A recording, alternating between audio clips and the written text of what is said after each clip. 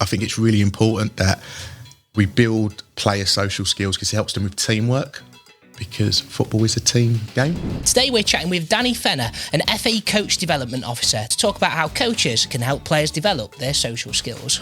I like to see positive reinforcements, so players actually communicating with each other and saying, well done, fantastic action, what you've just done there. Sometimes you talk about praising for results, like the kids will get praising for the result they do. I praise for effort.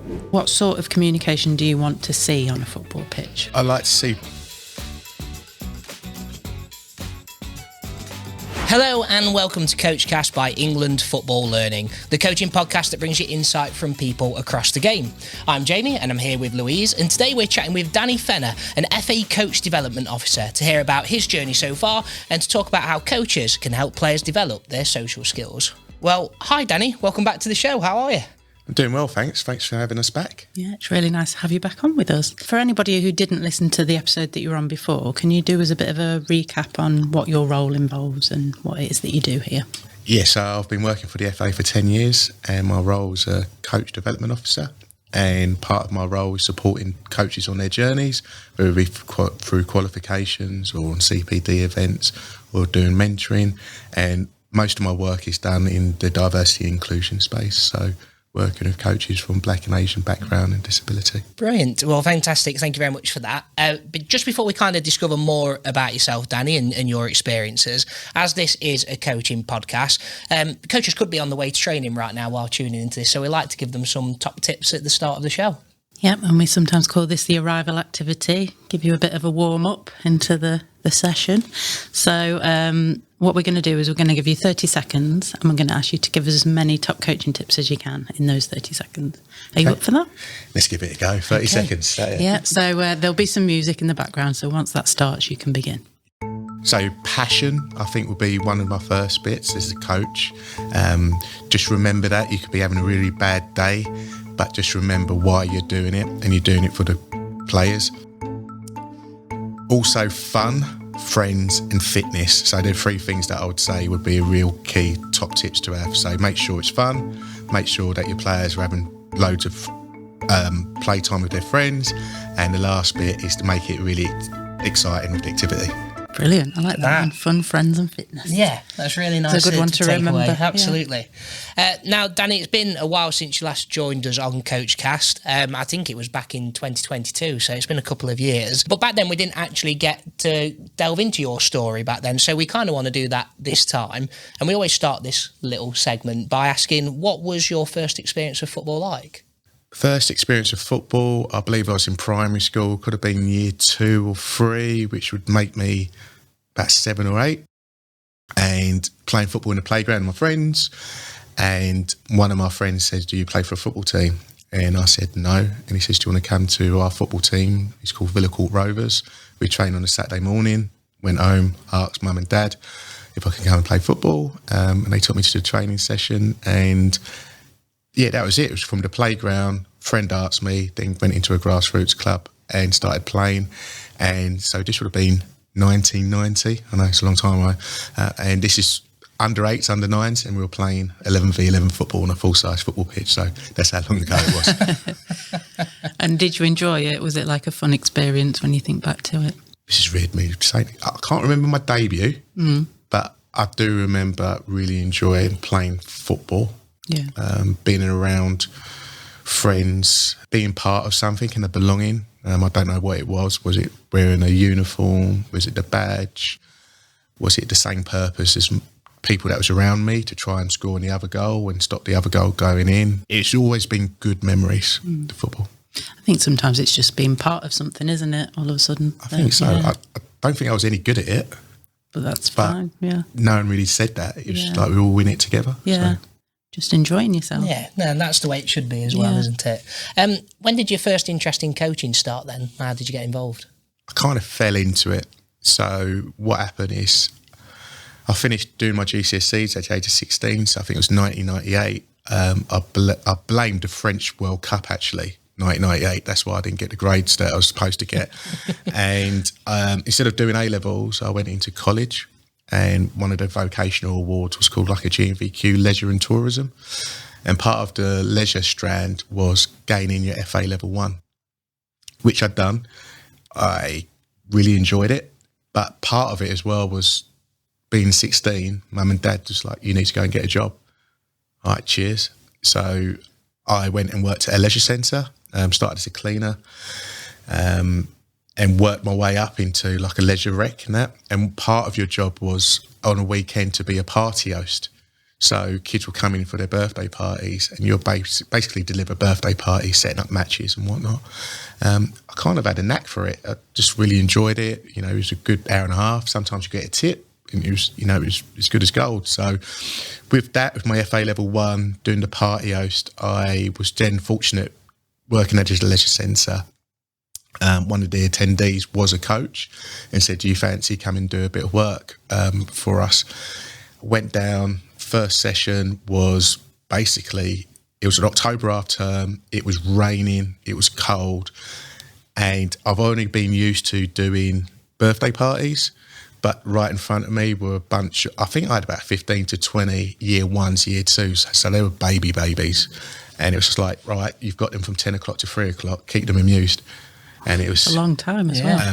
And it was like a 3-day course, and I got through it and I really enjoyed it. And that's where I am right now. I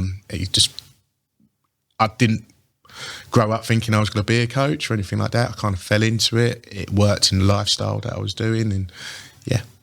I guess it's there must have been things that you kind of just brought to it naturally, because it doesn't sound like you got much guidance necessarily in what you were doing. No, if I think about it now, and you know, coaches are really lucky to have this, you know, Coachcast and FA learning and things that they can go to. The FA level 1 back there was, I believe, like 1 or 2 days that we done. And it was like, literally, you've got the qualification, go and sort these 5 to 6 year olds out for 5 hours a day. Be creative. And I suppose when you do get thrown into something, you know, you can sink or swim. And I think, fortunately, I swam for a bit. Yeah. Probably look up elsewhere. What do you enjoy most about coaching then? Supporting others, and my main bit is around working with children. I like working with the 5 to 11 year olds. I like the fun aspect, the friends aspect of it, and developing people. And that's not necessarily them being the next Harry Kane or Raheem Sterling. It could be them just being really good people.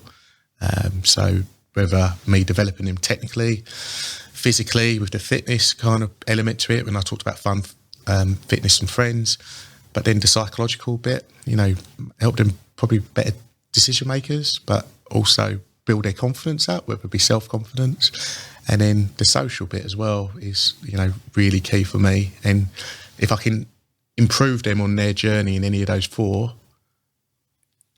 yeah, sometimes I give myself a pat on the back and go, yeah, that's what I really like about coaching. Yeah, it's a really important and rewarding role, I guess, for developing people. Can you give us a bit of an insight into what your journey was like from back then, when you kind of first started coaching, to where you are now? Yeah, so my first experience was that October half term, roughly 1999. I'd done that, and then I kept on doing. I'd done a Saturday morning session, which is 10 o'clock to 12 o'clock, same thing, but obviously less hours. So I really got into that. And I reached the age of 18 when I was doing the part-time role as a leisure assistant, party host, and working part-time as a football coach. A thing came up about Camp America, and I applied, I got it. I went out there, I started off in New England, so Massachusetts, Vermont. So I got a really big buzz from it, really enjoyed being in the States, enjoyed the travelling, enjoyed the coaching and working with kids. Came back home, got the opportunity to get my FA level 2, got the opportunity to, when I came back from the last time from the States, to work for a company called NACRO, which is a crime prevention charity that worked with young people from the age of like 15 to 20, but using sport as a vehicle to help and support them. So with the football coaching background, being in the States, I was able to use that. And then that I was able to apply for another role, and it was at Leyton Orient Community Sports Programme. And during that time, I got onto my UEFA B, and working at community sports program. I was working with 4 to 6 year olds. I was working with 18-year-olds. I was working with girls and boys. I was working in disability. I was working on estates. I was working after school, nursery. So I got a really holistic approach of what coaching is. And I think that really developed me. And obviously doing the UEFA helped me as well. I got a role at the Centre of Excellence at the time at Leyton Orient, which is great. And then, fortunately enough, I was able to then go to an organisation called Greenhouse, which was another sports charity that worked with kids from underrepresented communities and unprivileged areas as well in London. I was able to use my experience of working at Leyton Orient and build like a football club there and work with football coaches at Greenhouse. And then I fortunately got an opportunity to then be an FA mentor. And then from an FA mentor, there was a role that came in with the FA, which I was able to become a FA coach developer. So from the space of 16 to 43, that's been my journey, you know, working in the sports industry, but not necessarily at a football club. Worked for a few charities in between that as well that delivered sport. So it just gave me a overview of what I think you asked that question before about what do you like about coaching? And some people could be, it's because I want to get a player to become a professional footballer. I think my experience gave me the opportunity. Why I really like coaching is to support people, to be better people and later on in life. And a really varied experience of all the different types of people you can support, which is so valuable. Taking in everything you've learned from your experiences so far then, Danny, what advice would you potentially give to your younger self to help them get on in the world of coaching for the first time? Ask more questions to senior coaches, more experienced coaches, get what, you know, really delve into their knowledge and gain their knowledge. I think nowadays people have got iPads. I could have used a black book and maybe take some more notes down and have a little portfolio in and around the house. I think a lot of the stuff I was nodding to and was saying, oh, this is great, but not actually putting it down on paper so I can read on, reflect. Like reflection is a big thing now at the moment. And lastly, is just to connect. I would say to any young coach, to my younger self, connect more with other people. And you might be saying, well, you worked in different companies and that. But I mean, it's like when you're on courses and you're sitting next to someone, they might not be working in the same organisation as you, but really connect and try and learn a little bit more about them and other people outside of football as well. I think that's a massive thing. You know, I've learned probably more in the last 5 years, not people in football, people outside of football, like TED Talks and things like that. I think it's really valuable. So if I had my chance again, there would be the 3 things that I'd go for. What's the best piece of advice you've ever received? The best advice that I've received would probably be from when I was at the first company I worked for, where it was the October half term, and I turned up. The session starts at 10 o'clock, so I turned up at 5 minutes to 10, and I remember the guy. His name was Steve Kinchin. He said to me, "No, the session starts at 10. Make sure you're at least 30 minutes before the session. Being on time is late to me. Being early means that you're prepared. So it's that if you fail to plan, prepare to fail kind of basis." And I've always had that in my head, try to be early in whatever session that you're delivering. And it just gives you a bit of time, breathing time, but that planning time as well. What piece of advice can you potentially give to some of our listeners or anybody watching this to help them make a positive impact on their players' journey? Make your players fall in love with the game. I think it would be the biggest advice that could make a massive impact on your players. Because coming away from it, as I said before, it's not about your boy or girl that you're coaching being a professional football player. But if you're making them a good human being, but falling in love with football, hopefully we're building a generation that will come back as volunteers. And that could be a referee, it could be a physio, it could be a coach. And it's not just about the top of the pyramid where you might see the WSL and the Premiership. It could be where we are at the moment at grassroots. And if you can make them fall in love with the game, hopefully when they get older, they can bring that love back and hopefully doing a bit of a carousel where it goes round and around. Wishful thinking, but... Yeah, it's nice though, isn't it? Like all about inspiring the next generation, isn't it? And hopefully that they do the same as well. Now, Danny, the theme that we'd like to focus on today is social skills and maybe how coaches can help their players develop them. So just to start, how important is it for players to actually have good social skills when playing football? I think it's really important to have good social skills. So I mentioned before about, the reason why I love coaching is taking players on journeys. And that's not necessarily technical, physical, psychological. The social bit is probably the bit that we might miss out quite a lot in terms of coaching, but we actually do it. But it's just recognising that you do it. So I look at it in two ways. I look at it is that I'm preparing them for real life. So the bit around socially interactions with other people. As we know in this day and age with a tablet device probably limits that interaction.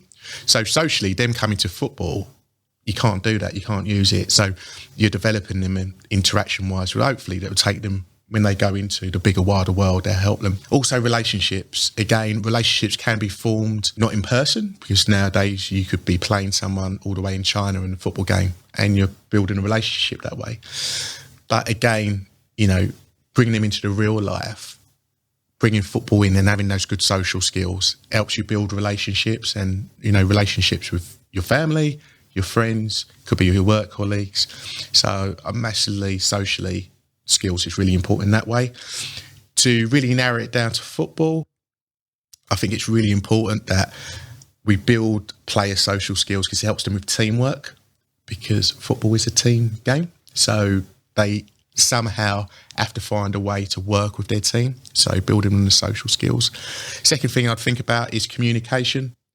Again, how do you communicate with your players? That's a social skill, and then football can help to do that. Third thing, behaviour, especially for the coaches that are probably dealing with the 5 to 16-year-olds who are going through different changes in their lives or behaviour. Just them knowing what's good behaviour is also a social skill, but then obviously you as a coach being a role model and role modelling that kind of behaviour. And lastly, when it comes to football, to have good social skills, I think leadership. It can build some really good leadership. And that's not you being the next CEO of a company.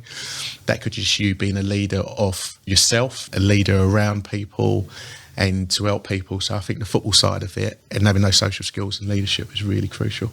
Yeah, all really important life skills that you kind of forget about sometimes. Yeah. And especially now, like you say, with a lot of people with devices in front of them, it's kind of, you lose some of those things, don't you? Yeah, I completely agree with that. And as I said at the beginning of the question or the answer was that most of the coaches that are listening to this right now are doing all of this stuff, but it's just recognising that you are doing it. In your opinion, what do good social skills look like throughout the age groups? Everything I've just mentioned, I think, goes through all of the age groups from the age of 4 to the senior game. You tell me a professional football player doesn't work on their social skills when it comes to teamwork or leadership, same as a 4 and 6-year-old, but it looks differently. So my suggestion to coaches is that look at the age group that you're working with, think about what we've just spoke about in terms of what social skills we need to recognise, but then pinpoint how you're going to use that with that particular age group. So I'll give you an example. Leadership for 4 to 6-year-old will probably look like in terms of asking them a question. And like, so for instance, can you try to put your foot on the ball? Fantastic, great job. Leo, are you able to show Jasmine in the group how to put your foot on the ball? So it shows that little bit of, leadership, but then that communication bit comes involved in it. And then if I'm talking about, 18, 19-year-old, when it comes to leadership, it could be social skills would be, can you try to do the team huddle for me before the game? Try to get the players revved up or motivated. Can you try and do the half-time team talk for me? So pinpoint players to show that. So there's different ways you can do it for different age groups. It's just you being really clever as a coach to go, what's in front of me at the moment? How do I use the word kidology, like for the younger ones, but then how do I make it more mature for the older ones? Obviously, like everybody's different, so not everyone will be confident communicators. So do you have any top tips to help coaches work with more reserved and shy players to help them improve their social skills? The top tip that I've learned, and it's taken me a long time to actually do this, is be okay with players being introverted. That's just society. You've got players that are extroverted, introverted. So if the player is shy, doesn't ask questions, is very reserved, sometimes it's okay. Just be okay with it. So don't beat yourself up about it that I can't get this player to communicate or jump up and down and look like they're having fun. And I think culturally as well, and what I've learned is the bitting around that not everybody's from the same backgrounds. So culturally it might look a bit different in the way that they might react to you in what you're asking them to do or develop in. Race, sex, religion, all of that can come into play as well. So just think about the players' backgrounds. And if you are concerned about, the player being introverted, is ask questions to the parents, like, what is Joe like at home? What is really, he doesn't say much at home. So it's not you, it's just where he is at that present time. Or it could be, Sarah is really loud at home, but she's the only child. But she's come to the football environment and there's another 10, 12 other girls that are in this group. So she doesn't feel like she can go and express herself in that way. So it might be socially, you might need to get her in one-on-one situations where you might be able to get her to socially respond to you. But just be okay with them being introverted. Yeah, I think that's a really important message, because when we're talking about good social skills, it doesn't mean that everybody's shouting up, and everyone has to be like that sort of leader on a pitch. Like, it looks different to different people. Yeah, most definitely. Just be considerate of the backgrounds and delve in a little bit as well. Another top tip maybe as well, you could speak to the child welfare officer of your club, because there might be some underlying factors that you don't know about. It could be a disability, it could be a neurodiversity issue, anything like that. And again, if you're just considerate with it because you know it, it definitely can help you and support you. Purposely targeting, say, the social corner of the four-corner model. How do you maybe integrate social development then into your coaching and practice design if you was really targeting it for a session? I try and do it in arrival activities. I think that's the first aspect that I'd use the social skills to try and improve them on. So I'll give you an example. When the kids come in, we might do a bit of football tennis. You don't need to have nets. You could just use the cones and football tennis, bounce over. And a challenge could be is to, if I'm with you, Louise, would be like, challenges, 2 questions you need to ask: favourite colour and what football team they support. We finish playing our game, we've asked those questions. I'll then go over to yourself, Jamie, and the coach might shout out, all right, you need to ask 2 questions through this 1-minute game that you're playing. Where did you go on holiday? And what's your favourite food? So you go round and around, you're doing this arrival activity, you're playing against different people. I'm socialising, communication, building relationships with people. And then the challenge at the end is, okay, I'm going to ask these questions. How many did you get right? Or with the players that you've been in and around. And it gets them to think, what was the first game that I played? Who did I play against? Oh yeah, the name's Louise. What was her favourite football team? It was... And that way, and then from there, we can build a relationship and talk about Louise's team losing at the weekend. And that's our social interaction there and social skills. So definitely try and use arrival activities the best way as possible to try and get that out. And how would you potentially build on from that in a session? I think matches, and when I say matches, playing games, and be okay for when the games are going on to take time to just stand back and watch the game going on and seeing what the social interactions are, see what social skills are being used, praise those social skills that are being used. So if it's little Danny who has celebrated a goal with John, and you see them giving a high five, what a great social skill interaction that they've just done there. Praise it. Fantastic. I love that celebration that you've just done it. Where did you get that one from? So sometimes just playing games, standing back, observing it, and then just praising good social skills is one way that you can do it. And I guess by observing, you can kind of see where maybe some things are slightly missing and where you might need to bring things in. Yeah, most definitely. Most definitely. And I think to just put a layer on that as well, when we do talk about games, you always have to remember, like, what type of day did they have? Did they have double mass before they came to you? So are they all, like, they just let all their emotions out as he or she just come out of detention? That's why they're a bit low. But that gives you a chance as a coach to step back and going, yeah, Jamie doesn't look right there. And you can have that one-to-one interaction and maybe to recognise what the problem is, but then maybe give them some skills to get over that problem. As you just mentioned there, that actually playing a game is a really good way of kind of bringing out communication and social skills within it. What sort of communication do you want to see on a football pitch, ideally? I like to see positive reinforcements. So players actually communicating with each other and saying, well done, fantastic action, what you've just done there.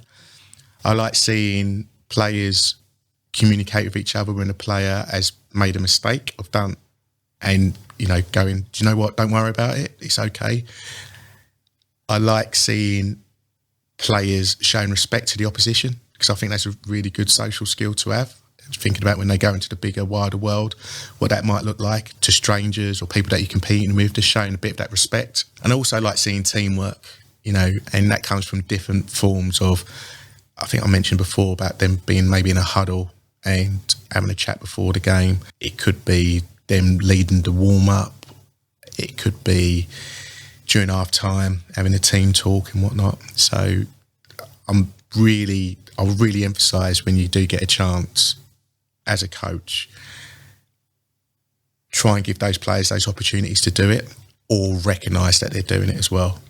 Do you think almost players giving each other feedback is helpful, and how would you suggest that people maybe structure that feedback? Is there any tips that you might use there? Yeah, I'd suppose just praising, when you see the action of the player, for instance, showing that intent of showing leadership, it's just praising it, like really make a real big deal of it. Louise, that was absolutely fantastic, the way that you've just given Sarah that communication. So you probably don't know that you've done it. Yeah. But for me to really make a big thing about it as a coach, I think that could be one top tip, and layering it. And maybe ask the question as well, Louise, what have you just done there? What you just said to Sarah? What have you just said to her? Said, oh, well done, fantastic. Why did you say that? Usually like 12 or 13-year-old would be like, well, I don't know. But they might give you an answer to go, oh, she's done a fantastic skill. She's gone past the play and she's gone and scored. Well done. Fantastic. Good job.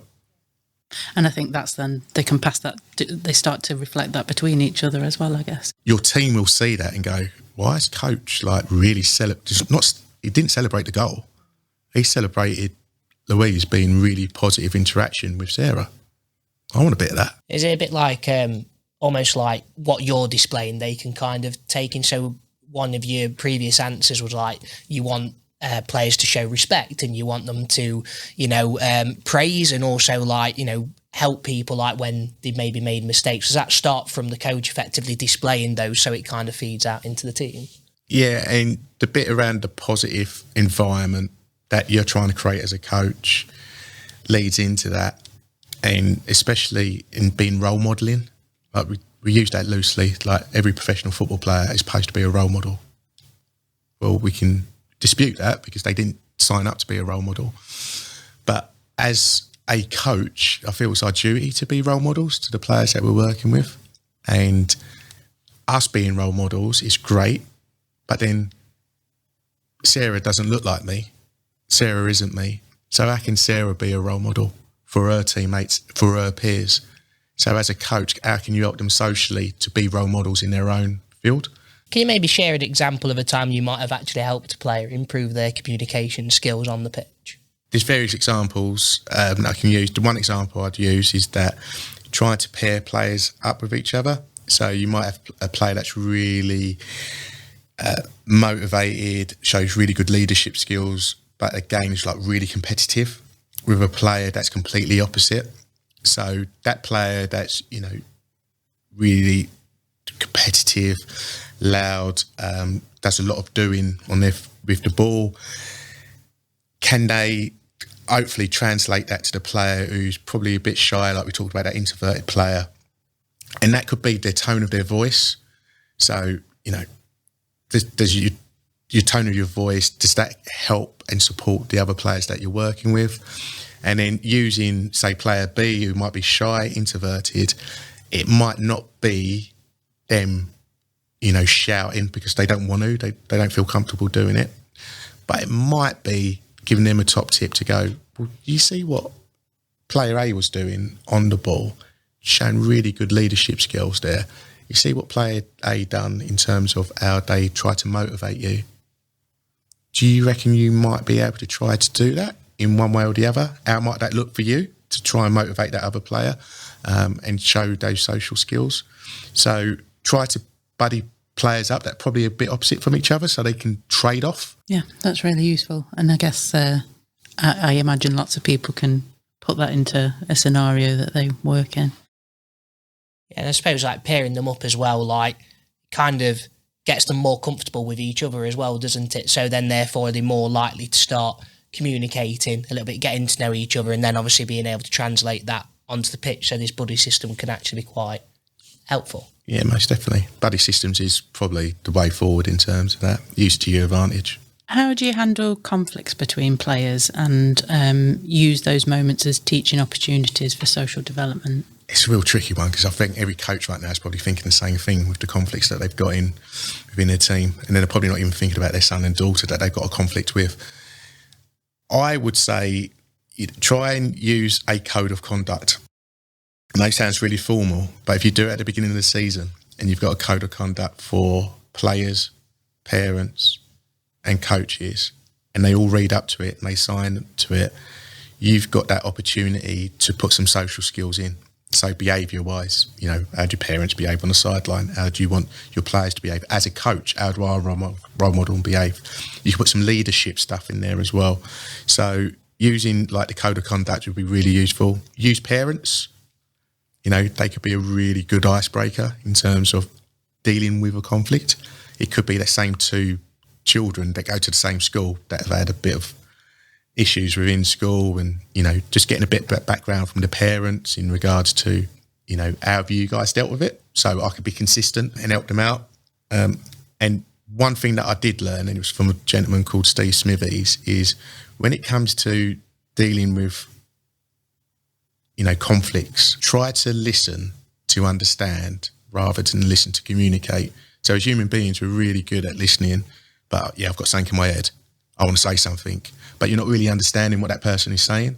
So if you have got two players that have got a conflict, try to really listen and understand where they're coming from. Give yourself a pause, maybe give yourself the session to then listen to communicate afterwards. Is that a thing that you can help the players develop as well, that really listening to understand, because that really feeds into empathy effectively, like really listening to understand, put yourself in another person's shoes to kind of understand maybe where they're coming from in this conflict that these two players are having. Yeah, really good point, Jamie. And when it comes to that, it's hard for us as adults to do it. So imagine what it must be like to kids, because they want to be heard as well. So having little mechanisms that you can have within group talks in, just putting your hand up, and once someone's put their hand up, we all listen. Okay, take a deep breath. Okay, does anyone want to respond back to that? Have you got your hand up to respond back to it rather than, shouting out? I think with the empathy bit, as time will go on, they would learn from that, developing empathy for others. But then also, background-wise, you don't know what information they're getting back at home. So for the 1 hour that you've got, you might not be able to change the way that they feel, the empathy. So, talking about, a player who's, really forging ahead compared to a player who's striving to keep up. That forging ahead player might be like really harsh on that player that's striving to keep up because the empathy level's not there yet. But as a good coach or trying to be a good coach, how do you build that social skill of that forging ahead player to go, look, she's not where you are at the moment, but for you being a good leader and a good communicator, you can get her up to that level from striving to keep up, to coping, to forging ahead. So how can you be a better person? But it's a really, you've seen the world at the moment, not enough people are listening to understand. They'd rather listen to communicate. On the pitch, each team has a captain and everybody associates that role with leadership, I guess. So with that in mind, how do you encourage leadership qualities with your players and what social skills are key that they develop to do that? So the leadership bit in around, the captaincy, I think comes from role modelling. So, and I think the role modelling comes from us as coaches at the start. So if you are shouting at the referee or quizzing the referee at every decision they make, or having arguments with parents on the sideline or with your subs and stuff like that, your captain is looking at you going, well, that's good behaviour, that's right. You're our coach, we're going to be looking at you. So I think it starts with us as coaching. The coaches, how do we role model? So I'll give you an example. Before every match, I'll go to the opposition coach. I'll shake their hand. I'll just talk about football or talk about life in general. Referee, I always call the referee sir. And I nicked that from rugby, because in rugby they call the referee sir. And, again, that just shows me role modelling, what respect is to the officials. I always, at the end of the game, will go to the opposition player and go, you were absolutely fantastic. It was an absolute pleasure to watch you. And that's my players watching me do that. So that's good role modelling. In terms of the skills that you need as a player to be a leader or as a captain, a bit of maturity, a bit of learning from your mistakes as well, because no one's perfect. You put someone as a captain and as a leader and they're not going to be perfect, but it's having that bit of reflection at the end of the game. Well, the way that you reacted there with the referee, was that acceptable? No. How can you improve that for next time? So just learning from your mistakes is really crucial. You talked about empathy. I think as a captain, leader, you need to be empathetic with the players around you, and also empathetic to, the opponents as well. And I think lastly, a skill that you would have as a leader, captain, is that bit of resilience. Are you showing the best of you when you're 3-4-0 up and you're really dominating the game? Or are you showing the best of you where you're really struggling in the game and you have to dig deep and you might be losing the game? That's where I think a bit of resilience comes out as well, and that could be demonstrated to the rest of your peers on the pitch. So I think as coaches, a top tip would probably be is, if you do select someone as a leader or as a captain, it's not when things are going really well, it's what they do. It's when things are not going the way that you want them to be. And developing that sort of resilience and adaptability to those situations. Obviously, it's tough. No one wants to be losing, but is that again through the coach displaying the resilience and adaptability, just to go, it's okay, keep going, a little bit of positivity to kind of give to the player, or can you help them develop resilience in other ways other than just role modelling that behaviour yourself? So you can role model behaviour, as you just said there. I think the experience bit comes into it. So if you're playing competition and you're winning week in, week out, don't be surprised when you do get that result that doesn't go against you, that your players are not able to deal with it. So I suppose one way you can do with it is a variety of football. So a bit of different diet of football. So if the competition is a bit too easy for you, you might need to make friendlies that you're playing a age group 1 year older than you, or you're playing with less players against a team. And you can manufacture it that way to do it. But as I said before, experience is really key with it, and real life scenarios. But it's when the chips are down, it's when you'll probably see a lot of these social skills, to be fair, that we've just talked about. That's when it either comes out or it's not displayed. So the more times you put them in those situations, the more time that they can feel it, see it and do it. Make a few mistakes, which we do. And then from those mistakes, hopefully put it into practice where we're making really good decisions. So thinking about developing resilience, I'm just trying to think, outside of match day, is there anything that you can do at training? Please correct me if I'm wrong, but I'm just trying to think, if you maybe play tournaments, for instance, and then they're experiencing winning and losing, is that something that you could potentially do at training? Yeah, most definitely. Those small-sided games, you've got 12 players at training day. Why don't you just do 2 pitches, have 3v3 games, make it into a tournament, put some team names into it, add points, 3 points for a win, 2 points for a draw, 1 for a loss, add that winning and losing element at the end of it. This is the champions. This is the team that finished bottom. Okay, how are they reacting at the moment? Can I see their behaviours? How are they going to demonstrate their behaviours the following week, knowing they were bottom of the group?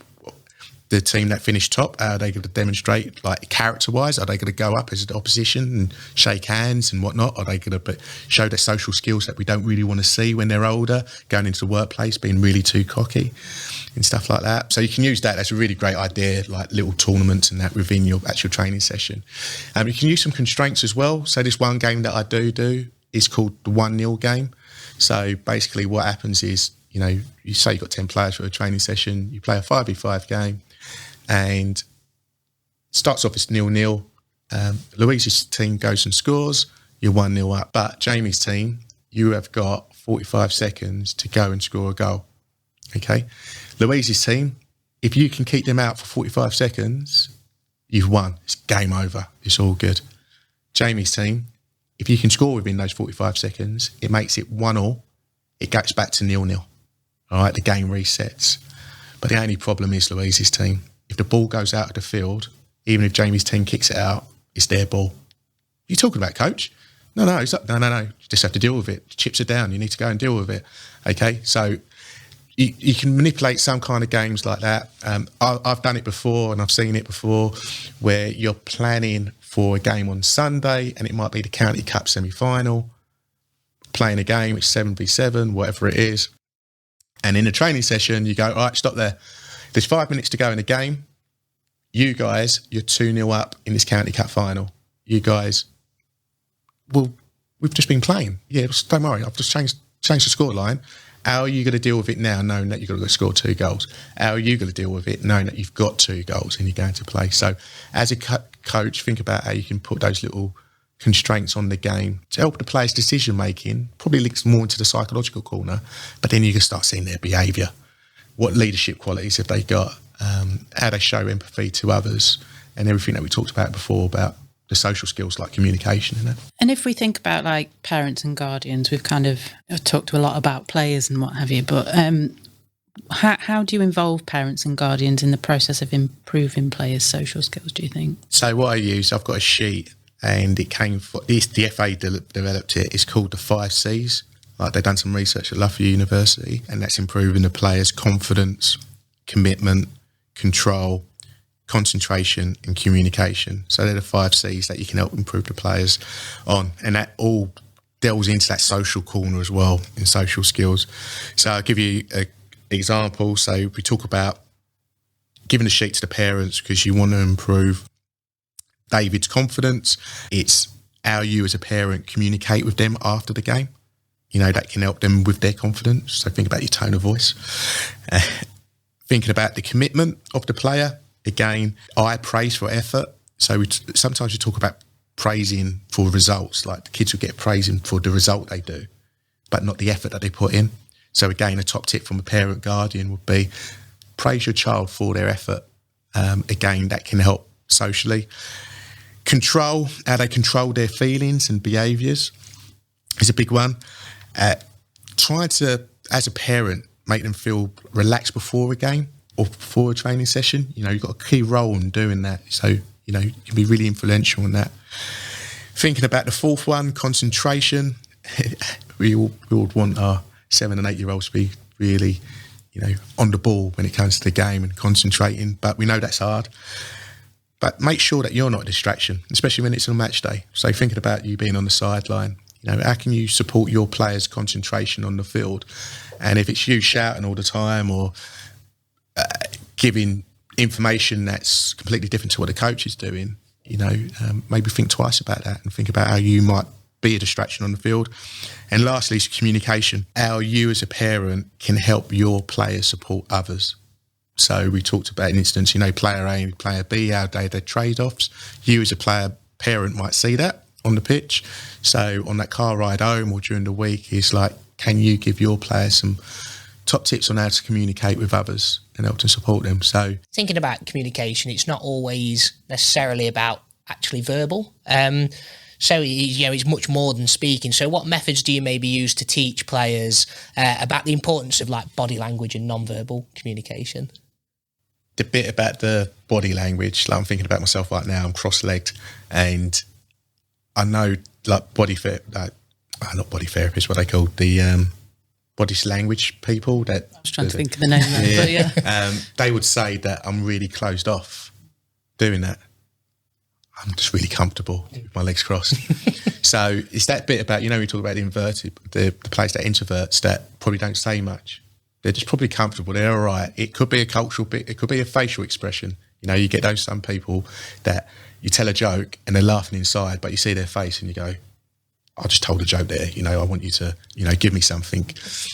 So as a coach, be okay with that, with body language. But what you might be able to promote when it comes to body language in really supporting them, like positively on it, is I like a goal celebration. If you score a goal, is your teammate can you come up with a goal celebration? Nothing too untoward to the opposition. Keep it respectful. Little things like thumbs up, a clap. Just giving a clap when you're on the pitch. High fives, and as I said before, try not to be too drawn into the player not showing any facial expressions or being a bit closed off. We don't know what the day's like being at school. We don't know what it's like culturally. We don't know if it's just them as a person. As long as they're doing the okay stuff on the field for you with the ball and their behaviour is good, you take the 2 out of 3 in terms of that. I think as well, the more you get to know a player and you understand their range of like when they're excited and when they're not excited, it might be different to other people, but you'll probably be able to pick up on when they are actually engaged and when they're not, because it will be different for each person. Yeah, and in America it's really big with high fives. Mm-hmm. I know some kids don't like high fives. Yeah. It's a really good question actually, because I'm looking at the players that I've worked with and the players that probably didn't show that emotion that you want them to show, because you hear it all the time, didn't you, on TV shows and radio about listeners will phone in and say they didn't show any passion. Doesn't mean they didn't care. Just because you're not shouting about and you're not crying and you're not laughing doesn't mean that you don't care and not showing any passion. Just do it a bit differently. And I think we mentioned it before, is just try and understand the players that you're working with and what kind of behaviours they show and try to be okay with it. Well, looking back at everything we've discussed so far, Danny, can you summarise maybe the key top tips you would like people to take away from this episode? The key top tips that I would say in terms of developing social skills and being aware of social skills is try to provide that safe environment. That'd probably be my first bit. Make sure that it's safe and that it's a positive environment so your players can express themselves within the social corner and developing within that. Second bit is be consistent with your approach. So, and that's a real hard one. You've got 11, 12 in a squad. I can, think of like the coach that are listening to this, that are driving to a session right now and going, how can I be consistent with the 12 players within the team? I think that comes down to your code of conduct. If your code of conduct is there and it's on point, that will help you be consistent through your terminology and your delivery in developing social skills. Look at yourself as a role model. You're not perfect. None of us are perfect. But if you're showing some good traits as a role model, that will then filter down with your players.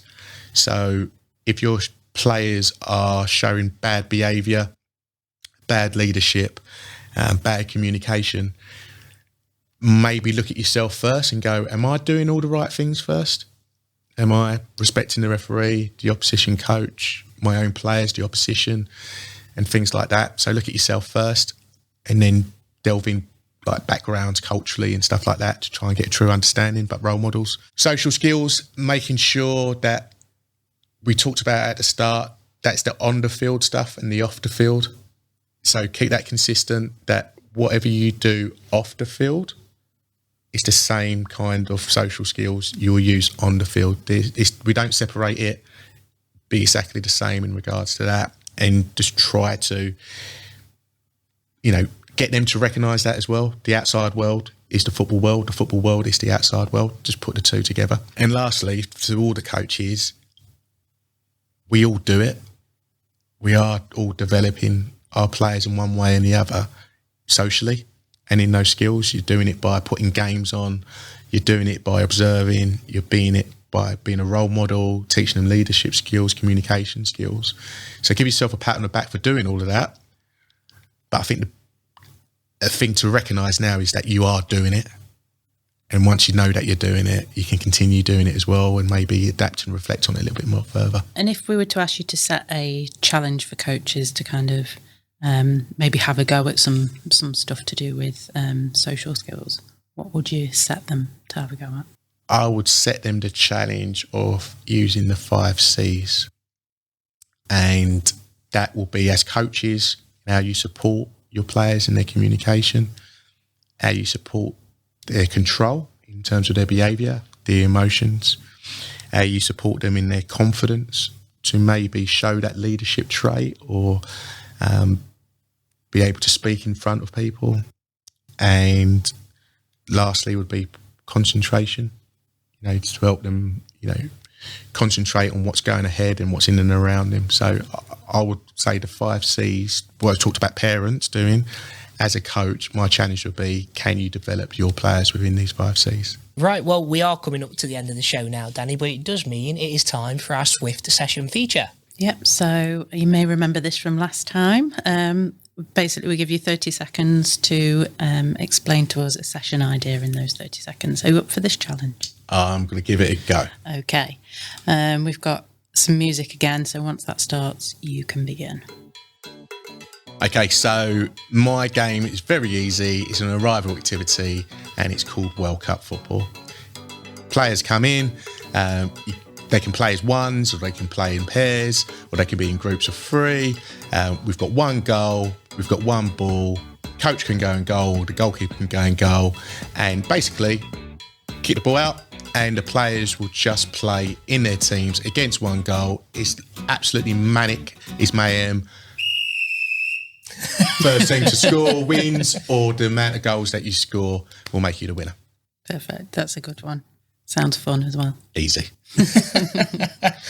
Well, thank you very much for that, Danny. It's been great having you back on the show and being able to dive into your story and also hear your top tips and insights. Been great to listen to. So thank you very much. Hopefully you want to come back on again one day in the future as well. I really appreciate you having us and just well done to all the coaches that are giving up their time doing this. Absolutely really echo that. Message, yeah, absolutely echo that. Right, well, that is all we have time for today. But don't forget to check out the description for the transcription of this episode and for all the links to our platforms. There you'll be able to click through to the England football community, and this is where you can post your coaching questions for us to discuss on the podcast or just simply to connect with loads of wonderful coaches. Yep, we'd love to help you out with your coaching questions, so please do check it out. We'll be back soon with another episode of Coachcast, so if you haven't already, hit subscribe to make sure you don't miss an episode. From all of us at England Football Learning, thanks for listening.